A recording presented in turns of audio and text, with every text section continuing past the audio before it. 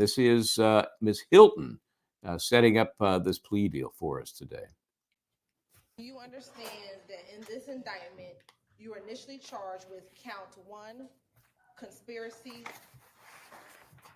to violate the Racketeer Influence and Corrupt Organizations Act, which carries a sentence of 5 to 20 years. You were also charged with count 49 in this indictment, which is murder, which carries a sentence of life. You were charged with 2 counts of participation in criminal street gang activity, which was counts 50 and 51, which each carried a sentence of 5 to 20 years. You were initially charged with counts 53 and 65, possession of a firearm by a convicted felon under Code Section 16-11-133, which each carried a sentence of 15 years consecutive to count 1.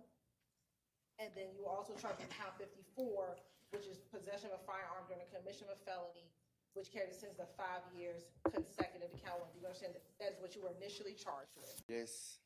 Do you understand this is a negotiated plea of guilty, which means that the state will recommend to the court as to count 1,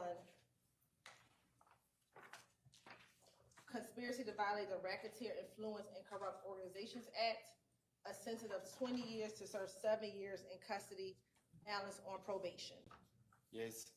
Do you understand that as a part of the negotiated agreement, the state will null, or dismiss count 49, which is the murder count, count 50, 51, which are the gang activity counts, count 53, possession of a firearm by a convicted felon, count 54, possession of a firearm during the commission of a felony, and count 65, possession of a firearm by a convicted felon. Do you understand that is the negotiated agreement?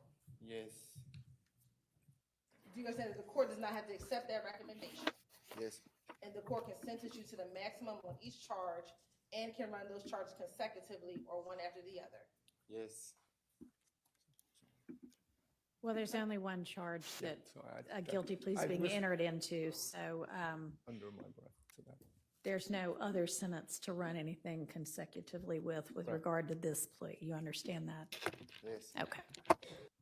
Yeah, Attorney Hilton there got carried away with charges versus charge because it's really only one. So, Linda, on its face, what's your take on the deal?